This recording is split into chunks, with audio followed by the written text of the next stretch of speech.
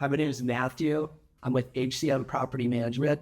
I'm a portfolio manager here in Los Angeles, overseeing multifamily and single-family rentals.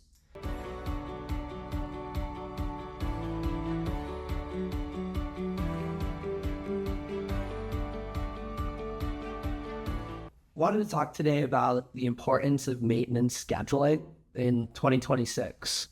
Now, there's all these new laws with security deposits and having to have before and after photos when you're docking security deposits.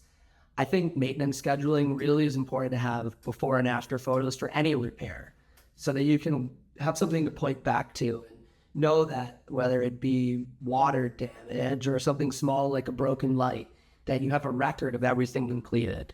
Our company uses software to document every bill, every scheduled date, and make sure we're working with vendors that charge a fair price. You want to make sure you have someone who can quickly act so that your tenants are happy, because when they're happy, they stay longer.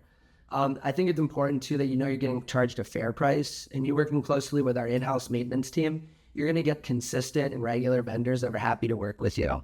It's important too to notify tenants right and make sure that they have the right 24-hour notices on the doors.